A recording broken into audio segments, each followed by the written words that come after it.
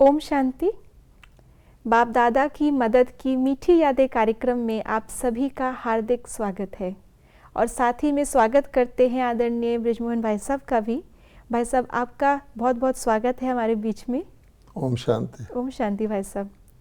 भाई साहब, आपके द्वारा हमने अभी तक बहुत सारे बाप दादा की मदद की मीठी मीठी यादें जो आपने संजो के रखी हैं वो हम जान रहे हैं, लेकिन हम देख रहे हैं कि बाबा ने बहुत बड़े बड़े कार्य आपके द्वारा कराए हैं। तो क्या बाप दादा बड़े बड़े कार्य में मदद करते हैं जो हमको महसूस होता है कि ये हमारे बस में नहीं था, या छोटी छोटी मदद भी बाप दादा करते हैं जो हम एक्नॉलेज कर सकते हैं अपनी डे टू डे लाइफ में? क्या ऐसा कोई अनुभव आपके पास है? मेरा अनुभव ये है कि एक बार हम बाबा के बच्चे बन गए और हमने कह दिया मेरा बाबा जी। और बाबा ने स्वीकार कर लिया और कह दिया मेरे बच्चे। उसके बाद लाइफ लॉन्ग, छोटी बात हो या बड़ी बात हो, एक तो बाबा बच्चों का सम्मान रखते हैं। कोई भी परिस्थिति आ जाए तो जितना सम्मानित एक ब्राह्मण होता है जी। वो बाबा बच्चों का सम्मान कभी भी नीचे नहीं आने देते। दूसरे, बात बड़ी हो या छोटी हो, ऐसे लगता है कि बाबा हर वक्त हर परिस्थिति में हमारी मदद करते हैं जी। लेकिन इसके लिए कंडीशन ये है, जहाँ तक मैंने अनुभव किया है, कि आपने अपनी लाइफ में किसी बड़ी बात में जो आपके जीवन को असर करती है, बाबा की श्रीमत मानी हो, एक बार वो अगर आपने किया हुआ है तो आप समझ लीजिए कि आपको बिल्कुल हर छोटी बड़ी बात में बाबा की मदद मिलेगी। चाहे वो आपके शरीर से संबंधित हो, मन से संबंधित हो, परिस्थितियों से संबंधित हो, व्यक्ति कोई भी बात हो, उसके हमारे अनुभव हैं जी। वो आज मैं आपको एक छोटा सा अनुभव सुनाता हूँ। पहली बात कि ये मुझे जो बाबा की ये स्पेशल एक प्रकार का मदद प्राप्त है, उसका कारण क्या है? जहाँ तक मैं समझता हूँ कि जब मैं बाबा के पास मैं गया था अपना इम्तिहान पास करके, और मैं अपनी अलग से चार्टर्ड अकाउंटेंट की प्रैक्टिस करता था, ऑफिस खोला हुआ था जी। उस वक़्त बाबा ने मुझे कहा था, बच्चे तुम ये छोड़ दो और सरकारी नौकरी कर लो। तो मैंने एक सेकंड नहीं लगाया सोचने में कि बाबा कह रहे हैं इसमें मेरा कल्याण है, प्रैक्टिस में मेरे प्रॉस्पेक्ट्स थे जी। तो मैंने उसको तुरंत छोड़ दिया। तो ये चीज़ मुझे मदद की कि बाबा का इसने पूरी तरह कहना माना। इसी प्रकार से जो मेरी बहुत बड़ी संसारिक तौर पे नौकरी थी, लेकिन जब बाबा ने कहा तुम छोड़ दो तो मैंने एक सेकंड में सोचा नहीं। तो इस प्रकार की चीज़ें हैं जी। तो हुआ ये था कि मैं जो भी मेरी लाइफ में काम होते थे तो मैं दो काम आ गए, बाबा का काम और कोई अन्य काम, चाहे वो लौकिक हो या सरकारी हो। मैं बाबा के काम को प्रेफरेंस देता था कि बाबा का काम पहले और बाकी बाद में, है ना। जैसे कहते हैं ना, गाहक और मौत का भरोसा नहीं है जी। तो मैं सोचता था बाबा का हुक्म है उसको पालन करना मेरा परमो धर्म है। तो एक घटना तो ये है कि दिल्ली के पास एक जगह है, उसका नाम है मुजफ्फरनगर। जी। मोदी नगर, मुजफ्फर, छोटे छोटे शहर आते हैं। तो मैं जब भाखड़ा नंगल में जॉब करता था तो एक ट्रेन चलती थी दिल्ली से रात को 9 बजे के करीब। वो छोटे छोटे स्टेशन पर भी 3-3 मिनट रुकती थी, एक्सप्रेस ट्रेन थी। तो मुजफ्फरनगर में भी रुकती थी, लेकिन रात का वक्त होता था, 9:30 चलती थी, वहाँ कोई 10:30 के करीब रात को पहुँचती थी। वो सुबह मॉर्निंग में वहाँ उतार, टर्मिनल स्टेशन उसका नंगल था। जी। तो मुजफ्फरनगर में वहाँ एक बहन थी, उसकी ख़ास खूबी थी मेरा बाबा करती थी। मान लो उसकी उंगली कट गई तो भी मेरा बाबा, उसका निश्चय बहुत था। जी। तो उसने एक प्रोग्राम रखा, फर्स्ट टाइम पब्लिक प्रोग्राम प्रदर्शनी का रखा। तो उसके लिए तो बहुत बड़ा प्रोग्राम था। तो उसने दिल्ली के कुछ भाई बहनों को बुलाया, फर्स्ट टाइम चलानी थी। बड़े बड़े ऑफिसर से मिलना होता है। अब मुझे भी कहा कि आप आ जाओ, प्रोग्राम जो है संडे को है, तो आप आ जाना, शनिवार को आ जाना रात को, संडे की रात को चले जाओ, मंडे चले जाना, मंडे में जॉब कर लेना। जी। तो मैंने कहा ठीक है। तो वहाँ हम पहुँच गए। तो सारा दिन सुबह से लेकर बहुत वहाँ नई नई सेवा थी, तो हमने वो सेवा करी। कई मजिस्ट्रेट आदि आदि से मिलते रहे संस्था का प्रभाव डालने के लिए। तो रात को मैं भोजन वगैरह प्रदर्शनी में भोजन का प्रबंध होता करके तो आ गया रेलवे स्टेशन पर। अब मुझे पता है वहाँ 3 मिनट ही गाड़ी खड़ी होनी है, रात का टाइम है, वहाँ प्लेटफार्म भी पूरा नहीं होता, एक सीढ़ी चढ़नी पड़ती है, छोटा स्टेशन। जी। आ गया सामान वगैरह लेकर, और अब मैंने सोचा कि गाड़ी आएगी और उसने 3 मिनट रुकना है, और मुझे रात का टाइम है, जैसा डब्बे बंद होते हैं और लोग बैठे होते हैं, सोए तो नहीं होते जी। तो मैंने पहले सोचा कि मुझे इसमें सीट लेनी है। और मैं कभी भी आज तक स्लीपिंग लेटे हुए के बगैर नहीं गया। नॉर्मली तो मैं एडवांस बुकिंग कर लेता हूँ आने की जाने की, क्योंकि नौकरी का मामला होता है। तो वहाँ तो छोटा स्टेशन था, कोई एडवांस बुकिंग के लिए कोटा भी नहीं था। तो मैंने सोचा कि मैं खड़ा हो जाऊँगा एक जगह पर, जो डब्बा मेरे सामने आएगा उसी में मैं चढ़ूँगा। तो आपके पास उस ट्रेन की पहले से कोई रिजर्व टिकट नहीं थी? नहीं, उसमें वहाँ रिजर्वेशन का था ही नहीं ना। 3 मिनट जहाँ गाड़ी रुकती है वो तो बड़े बड़े स्टेशन पर कोटा रखते हैं, रिजर्वेशन रखते हैं। अगर किसी को जाना हो तो उसके नियरेस्ट बड़े स्टेशन पर जाके रिजर्वेशन करा सकता। तो वो तो छोटा सा स्टेशन था, भाई किसी ने उतरना हो चढ़ना हो, बस इतना ही, अनरिजर्व्ड डिब्बा। तो मैं खड़ा हो गया, सोचा कि एक जो मेरे सामने डिब्बा आएगा उसी में मैं चढ़ूँगा जी। हिलूँगा जुलूँगा नहीं, और आगे बाबा का काम है। तो जी वो आई ट्रेन फटाफट। तो पहले तो हल्का सा मेरे मन में आया कि देखूं, फिर मैंने कहा नहीं, मुझे दृढ़ रहना है, एक टांग पे खड़े होके जाना पड़ेगा, मैं जाऊंगा पर मैंने हिलना नहीं, उसी डब्बे के आगे उसमें चढ़ना है। तो डिब्बा आ गया गेट के आगे, मैं अंदर चढ़ा।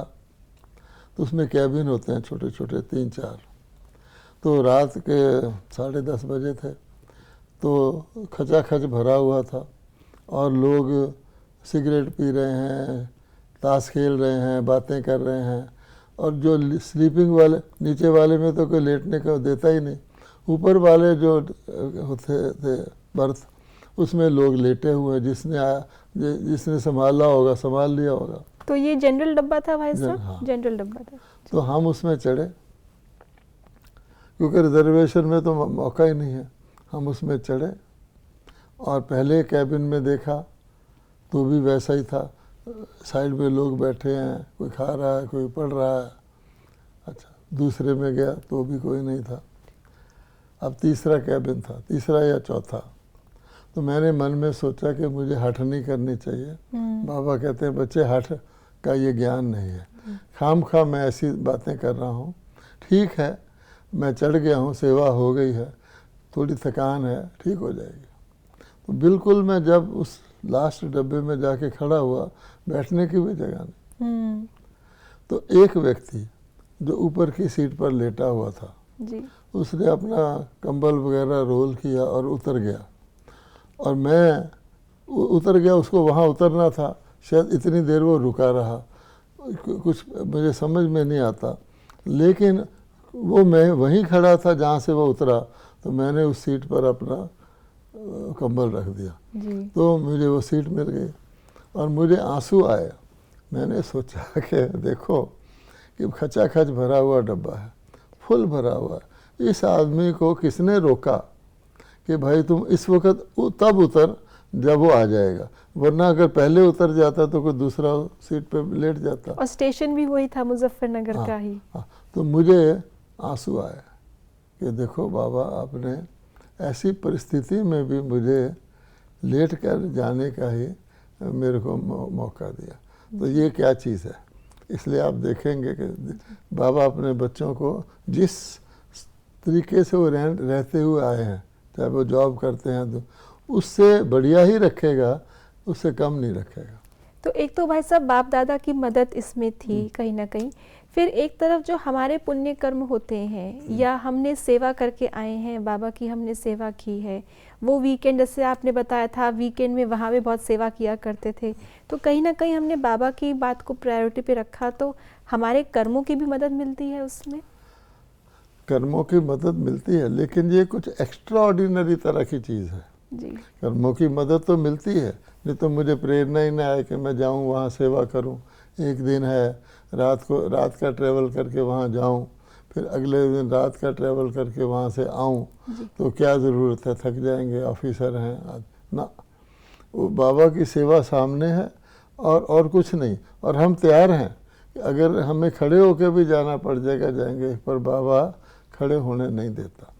आप कहेंगे ये तो कभी कभी हो जाता है, इससे भी ज़्यादा जो कि बिल्कुल व्यक्ति को एक तरह से चौकन्ना कर दे, इससे भी ज़्यादा इसी प्रकार की ट्रेन में सीट मिलने की घटना है। ये छोटी लेकिन कितनी इम्पोर्टेंट है। तो पटना बिहार में है, तो वहाँ एक बहुत बड़ा मेला था, क्योंकि समय के साथ साथ हमारे फंक्शन बड़े होते जाते थे।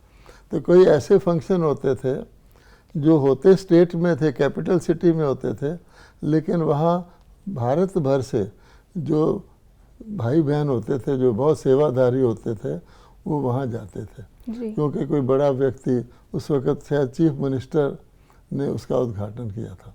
तो होता है, और भी लोग आते हैं, गवर्नमेंट ऑफिशियल्स आते हैं, तो इतने सारे भाई बहन चाहिए जो एक एक को मिल करके संस्था की ज्ञान को अच्छी तरह समझा सके।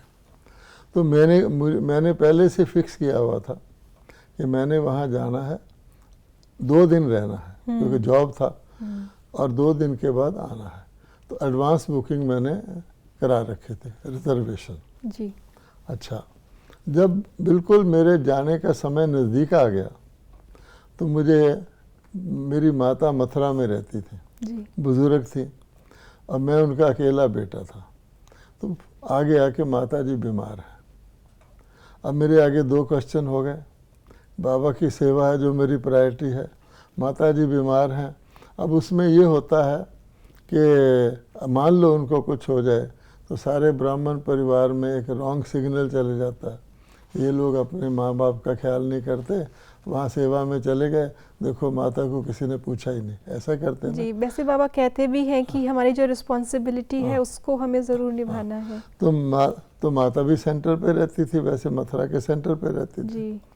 तो मैंने ऐसी दुविधा के मौके में, उन दिनों संदेश पुत्रियाँ ध्यान में जाती थी, तो मैंने बहन जी को कहा, मोहिनी बहन को, कि मैं तो जा रहा हूँ पटना, लेकिन बाबा से पूछ लो कि मेरी माता को कोई ऐसा खतरा वतरा तो नहीं है, ताकि मैं फिर चेंज कर लूँ। तो उसने कहा बाबा कहते हैं कि ऐसी कोई बात नहीं है। तो मेरी तो तसल्ली हो गई। तो भाई साहब उस समय इतना सहज था संदेश बाबा से लेना। हाँ, क्योंकि उस वक्त तो संदेश पर ही चलते थे ना जी। या तो बाबा ब्रह्मा बाबा के डायरेक्शन पर, और जब ब्रह्मा बाबा नहीं है तो संदेश पर ही चलेंगे ना। तो बहुत एक्यूरेट संदेश पुत्र होते थे।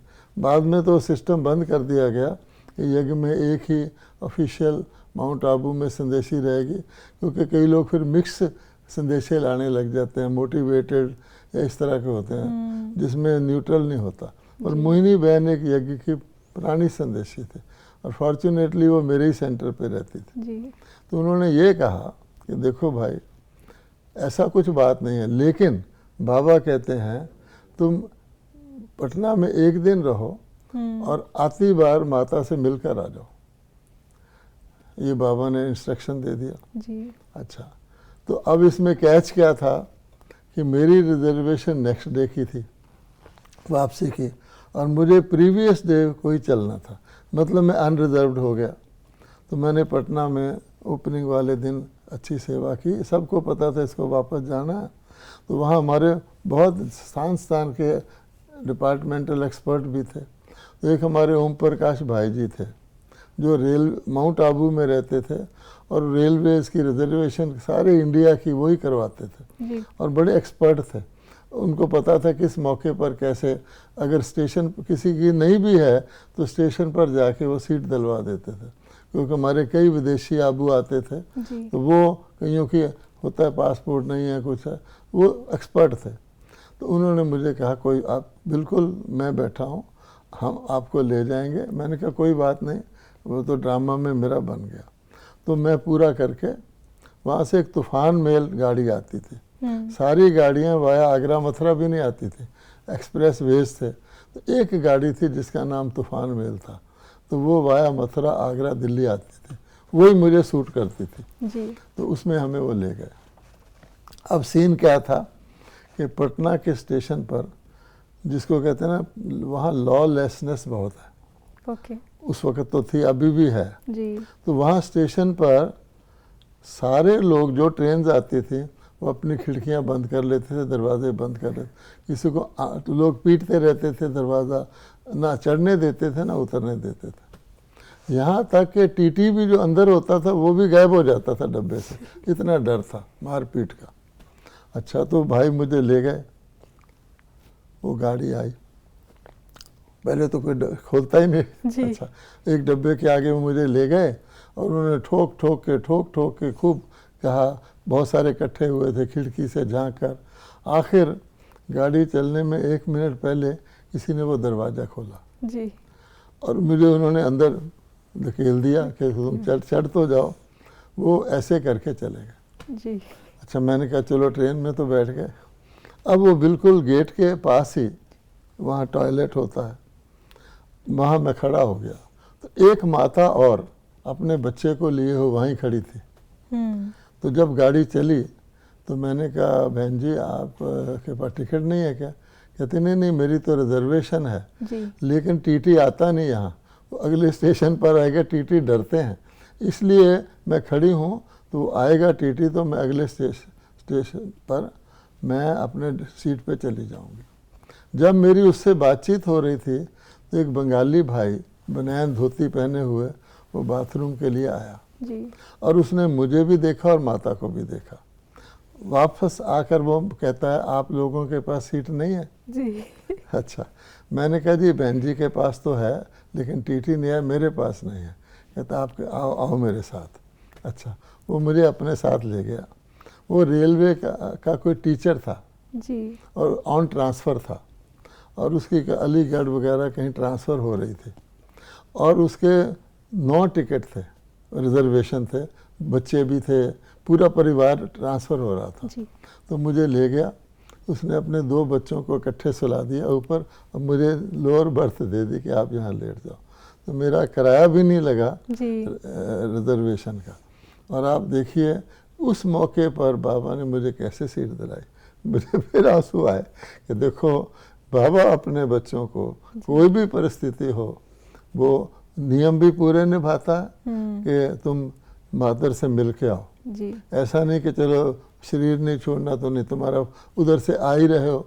तो बाबा ने मुझे ये भी कहा वो काम भी हो गया, ये काम भी हो गया, थोड़ा मुझे पहले से बता भी दिया ऐसा कुछ खतरा नहीं है, क्योंकि होता तो फिर बाबा खुद ही कह देता यहाँ जाओ। इतने तक समझिए बाबा हमारा ध्यान। तो भाई साहब आपको क्या लगता है उस व्यक्ति ने आप में क्या देखा होगा? बैच देखा या ना क्या? कुछ नहीं, उसने ये देखा, उसने लेडी के ऊपर तरस खाया। एक्चुअली तो जी। उसने लेडी था, उसके साथ बच्चा था, उसने समझा कि ये बेचारे बिना रिजर्वेशन के हैं, मेरे पास तो इतने गवर्नमेंट के ट्रांसफ़र है तो खूब हर एक व्यक्ति को एक एक सीट दी हुई है, बच्चों को भी दी हुई है, तो मैं इनको ऐसे ऐसे करके ले जाऊंगा।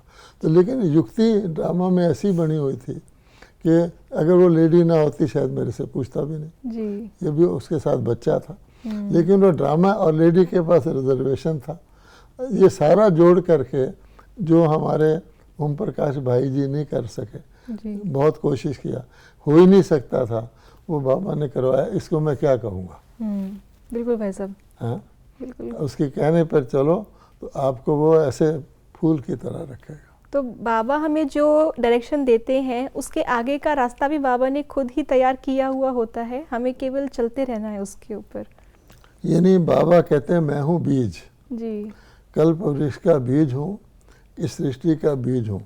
तो जैसे बीज के अंदर सारे वृक्ष समाया होता है जी।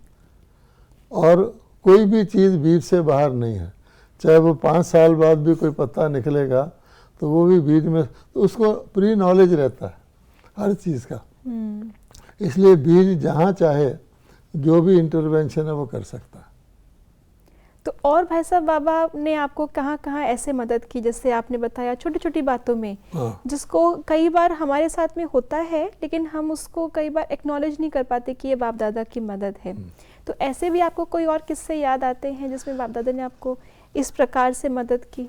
नहीं, ऐसी बहुत सारी बातें हैं, बहुत सारी बातें हैं, लेकिन मैंने आपको जो मुझे इस वक्त याद आ रहे हैं कि इतने ईयर्स में 19-20 भी हुआ, लेकिन बाबा ने कभी भी मुझे अनकंफर्टेबल रखा हो या मैं खड़े होकर ट्रेन में गया हूँ या बैठ नहीं हुआ। अनेक बार ऐसा हुआ जी। तो भाई साहब, ये जैसे आपने बताया कि छोटी छोटी बातों में भाई बाबा ने मदद की, ऐसे ही आपने बहुत बड़े बड़े यज्ञ के कार्य भी किए हैं। हमने देखा स्टैम्प बनना है या ओम शांति भवन का सीमेंट का है या कंस्ट्रक्शन रुक गया, इतने सारे वीआईपीज़ की सेवा। आप पॉलिटिशियन विंग के चेयरपर्सन हैं वर्तमान समय, तो शुरुआत से आपने इतने दिल्ली में होते हुए सबकी सेवा की है।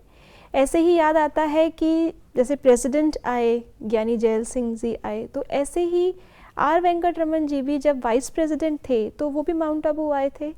हाँ। तो उसके लिए भी बाबा ने आपको निमित्त बनवाया, तो वो कार्य बाबा ने कैसे करवाया? देखिए, ये बाबा का यज्ञ है, बाबा को पहले से ही पता है इस यज्ञ को कैसे कैसे आगे बढ़ना है जी। और बाबा हमेशा कहते थे कि कोई माइक हो, अर्थात कोई गणमान्य व्यक्ति हो, प्रतिष्ठित व्यक्ति हो, जिसको हम वीआईपी कहते हैं जी। तो बाबा कहते हैं जब वो आएंगे तो एक तो संस्था की मान्यताओं को स्वीकृति मिलेगी और दूसरे उनको आने से देखकर बहुत अनेक लोगों के लिए आने का दरवाज़ा खुल जाता है, क्योंकि ये बिल्कुल नया ज्ञान है, इसकी सारी बातें ही नई और निराली हैं।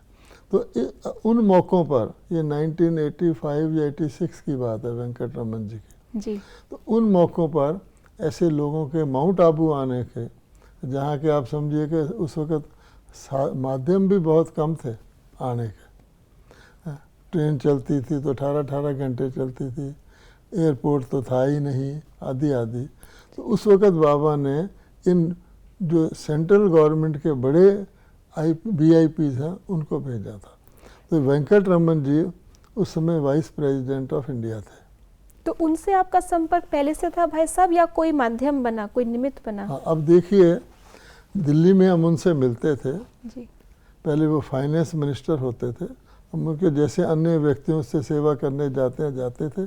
इससे ज़्यादा हमारा उनका इतना संपर्क नहीं था कि वो हम उनको कहें आप माउंट आबू चलो और चलें, इसलिए तो बहुत गहरा संपर्क चाहिए ना जी, और संस्था की मान्यता चाहिए। तो बाबा ने इसके निमित्त एक कोई व्यक्ति रखा हुआ था। फैसला हमने किया कि वेंकट रमन जी को माउंट आबू लाना है। वो व्यक्ति थे उनके प्राइवेट सेक्रेटरी, उनका नाम था पृथ्वी सिंह। तो ये पृथ्वी सिंह जी निमित्त बने वेंकट रमन जी को माउंट आबू लाने के। ये स्वयं भी बहुत बड़े ऑफिसर थे जी। और एक समय पर ब्राज़ील में भारत के राजदूत थे। इनके साथ जो लगते हैं ना, बड़े एक्सपीरियंस लोग लगते हैं जी। तो उनके पर्सनल लाइफ में कोई ट्रेजिडी हुई थी। उन्होंने हमें बताया था बाद में कि यंग एज में वो उनकी पत्नी की डेथ हो गई थी और फिर शायद मुझे याद है उनके बच्चे की भी कुछ खास ट्रेजिडी उनके साथ हुई थी जी। इसलिए उनको दुनिया से वैराग था लगभग जैसे होता है और वो स्पिरिचुअली इंक्लाइंड हो गए थे कि आखिर ये क्या है, ऐसा होता है ना। जी। तो जब हमने वेंकट रमन जी के वहाँ कांटेक्ट किया तो पृथ्वी सिंह जी थे, उन्होंने सुना तो वो निमित्त बने कि क्यों ना साहब माउंट आबू जाएंगे, मैं भी चले जाऊंगा। इस तरह से उन्होंने उनसे स्वीकृति दिला दी एक प्रकार से जी। इसलिए वेंकट रमन जी और उनकी पत्नी दोनों का आना माउंट आबू में हुआ।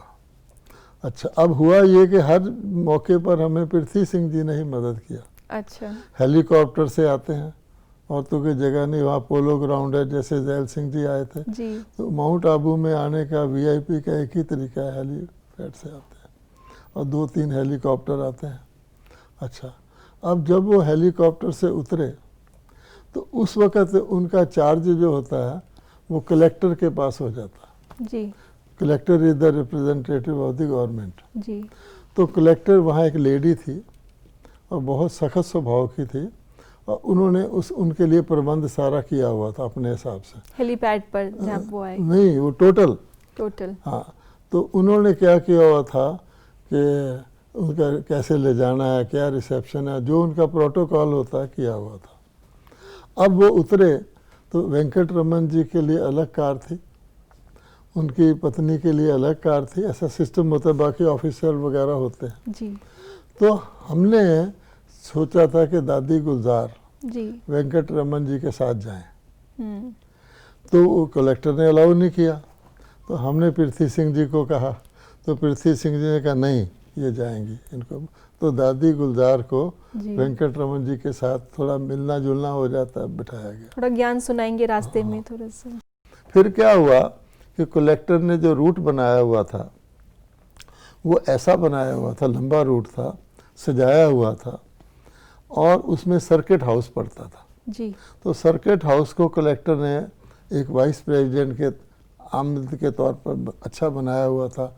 उनका ख्याल था यहाँ उतरेंगे, गवर्नमेंट के गेस्ट हैं, उतरेंगे और यहाँ फ्रेश होंगे, नाश्ता वास्ता करेंगे, फिर जाएंगे। और पृथ्वी सिंह ने कहा कि साहब का नाश्ता तो आप आश्रम में ही होगा। अच्छा। तो वो दूसरे रूट से उनको ले आए, सारे मोटर कैर को। तो वो चिढ़ गई होंगी? हाँ, वो ले आए और वहाँ आश्रम में उनको ले गए। जी। तो कलेक्टर ने उसको, कलेक्टर तो पावरफुल होता है, वो अपनी जगह पावरफुल। तो कलेक्टर ने कहा कि आपने देखिए हमने सारा अरेंजमेंट किया हुआ, डेकोरेशन किया हुआ, उनके लिए स्थान बनाया, उनको वहाँ 2 मिनट तो रुकते, तो आप तो इनके इस रास्ते से लाया। उसने कहा जो मैंने किया वो ठीक है। वो चुप हो गई बेचारी। तो उन्होंने उसके बाद में फिर थोड़ा चिढ़े तो होंगे संस्था से? नहीं, वो चिढ़े कुछ भी करें, ऑफिसर्स में ये होता है, हर एक की पावर होती है ना। जी। आम पीएस करते नहीं, वो कलेक्टर के कहने पर ही चलते हैं, क्योंकि उनको पता है कोई भी डेविएशन करेंगे कुछ हो जाएगा तो कलेक्टर विल से आपने रॉन्ग रूट लिया। जी। है ना। जी। अच्छा, उस रूट पे वो ट्रैफिक रोक के रखते हैं, सब कुछ करते हैं, और ये रूट तो नॉर्मल होता है। लेकिन उसने किया क्योंकि उसके अंदर भावना थी, स्पिरिचुअल संस्था। अच्छा, उसके बाद ब्रेकफास्ट वगैरह हुआ, तो उसके बाद स्टेज पर आना था। तो ओम शांति भवन की स्टेज पर उनको वेंकट रमन जी को आना था। तो वहाँ भी बहुत सख्त प्रबंध था, सिक्योरिटी थी, सब कुछ था। वाइस प्रेसिडेंट आ रहे हैं। तो ये किस प्रोग्राम के निमित्त था भाई साहब? बस उनको इनवाइट किया गया। तो उनके लिए खास प्रोग्राम रखा गया। उनको जैसे बोलना तो था ना। जी। तो अब वो आए तो वहाँ बैठ गए वो। अच्छा, दादी जी बैठ गई। जी। अब अंकल स्टीव नारायण थे, आप जानते हैं। हाँ जी। जो गयाना के वाइस प्रेसिडेंट थे, और उन्होंने उसको छोड़कर अपने ऑप्शन किया था कि मैं इंडिया में एम्बेसडर बनूंगा। जी। इंडिया में वो गयाना के भारत, श्रीलंका और शायद बर्मा या कहीं के कंबाइंड एम्बेसडर थे। ब्रह्मा कुमार थे और एक फर्स्ट इतने high official foreigner Brahma Kumar थे वो। तो उन दिनों वहाँ आए हुए थे। तो हम सोच रहे थे कि उनको भी स्टेज पर बैठाएं, ऑनर करें। वेंकट रमन जी के साथ बैठे और वो इंग्लिश ही बोलते थे, वेंकट रमन जी भी इंग्लिश ही ज़्यादा बोलते थे। तो कलेक्टर ने मना कर दिया, नहीं, जो मैंने प्रोग्राम दिया हुआ इसके अनुसार ही बैठेंगे। तो यहाँ भी बाबा ने मदद की। हम फिर पृथ्वी सिंह जी के पास गए। पृथ्वी सिंह ने कहा बुलाइए उनको, और पृथ्वी सिंह जी ने उनको वेंकट रमन जी के इस तरफ दादी ने बिठा दी। तो यानी टोटल प्रोग्राम में पृथ्वी सिंह जी हमारे काम आए। और उसके बाद तो आप समझिए कि वेंकट रमन जी के साथ ब्रह्मा कुमारी का इतना गहरा संबंध हो गया जी कि वो प्रेसिडेंट बन गए। तो जब तक टिल हिज लास्ट मोमेंट, वो काफ़ी लंबी आयु उन्होंने पाई थी और वो ब्रह्मा कुमारी के सहयोगी रहे। ओम शांति रिट्रीट सेंटर जो दिल्ली में बना है उसके वो पैटर्न बने। अच्छा। और यहाँ आके रहे ओम शांति रिट्रीट सेंटर में, फैमिली के साथ एक रात रहे, जी। जबकि अंडर कंस्ट्रक्शन था। उस प्रोग्राम में भी वो आए और अनेक बार जो है उन्होंने बहुत हमें इतना कोऑपरेट किया। हम लगभग दूसरे तीसरे महीने उनसे मिलने जाते थे और वो बड़े फ्रेंडली तौर पे बात करते थे। यानी वो समझते थे ब्रह्मा कुमारी मेरे घर के, कहते थे मेरे पास जो लोग मिलने आते हैं किसी न किसी काम से आते हैं, आप ही सिर्फ हो जो मेरे से वैसे मिलने आते हो। उनके ये शब्द थे। फिर उनकी आयु बढ़ती जा रही थी तो कहते हैं कि लोग कहते हैं अब और लंबा जियो, वास्तव में अब मैं इस शरीर से तंग हूँ, ऐसी ऐसी बातें किया करते थे। और फिर उनकी पत्नी का देहांत हो गया। तो अब उनको साउथ इंडियन थे जी। तो उन्होंने हमें कहा कि आप कोई, उनकी बेटी थी, कि आप कोई ऐसा ब्रह्मा कुमार दो जो साहब के लिए भोजन बनाए। यहाँ तक कहा। और तो इतना समीप का बाबा ने संबंध करवा दिया उनसे। और हम नॉर्मली ऐसा काम किसी के लिए नहीं करते जी। और रिलेशनशिप ठीक रहे। हमारा एक ब्रह्मा कुमार जाए और उसके घर में उसके नियम होते हैं, उसको तनख्वाह दी जाती है, अलग कमरा दिया जाता है, लेकिन उसकी मुरली मिस होती है ना जी। फिर भी उसको काफ़ी फैसिलिटी देते हैं। फिर भी हमने एक अपना माधुराय का भाई था, मद्रासी था जी। तो उसको हमने कहा भैया तू बुजुर्ग आदमी है, इनकी सेवा कर, मुरली अलग से सुन लिया कर। वो मान गया। हमने उनको उनके पास रखा। अच्छा, अब देखिए क्या हुआ। ये भी बहुत बड़ी बात है भाई साहब, संस्था की तरफ हम से। आज तक कहीं नहीं करते जी। अब हमने क्या किया, एक हमारा दूसरा भाई है जो साउथ इंडियन डिशेज ज़्यादा बनाने जानता है।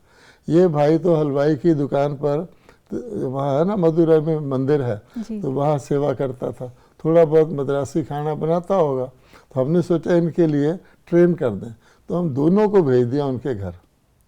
अच्छा, अब उनका प्रोटोकॉल होता है कि जिसको बुलाया उसी को रखना है। हालांकि हमने तो उसको हेल्प, तो उसकी बेटी ने कहा ये तो लॉ नहीं है, आपने ऐसे भेज दिया। हमने कहा हमने तो सिखाने के लिए भेजा। फिर उसने उसको कहा साहब का खाना अलग बनेगा, पर वो लड़का थोड़ा घबरा गया। तो फिर हमने वेंकट रमन जी को रिक्वेस्ट किया कि हमारा आदमी चलेगा नहीं। अच्छा, उन्होंने कहा ठीक है। अब उसके बाद वो सोचने लगे कि ब्रह्मा कुमारी ने मेरे लिए इतनी कोशिश भी की, नहीं हुआ, तो बीच में इसमें हंसते थे कि ब्रह्मा कुमारी आप लोगों ने मुझे छोड़ दिया है, ऐसे ऐसे करते थे। लेकिन अंत तक मतलब उनका प्रेसिडेंट के तौर पर भी उनका सपोर्ट रहा। जी। और प्रीति सिंह जी का क्या हुआ भाई साहब, वो भी संपर्क में रहे एंड तक? प्रीति सिंह जी तो उस वक्त ही संपर्क में रहे जी। उसके बाद मेरा ख्याल नहीं, उनसे वो हट गए थे और किसी जगह चले गए थे।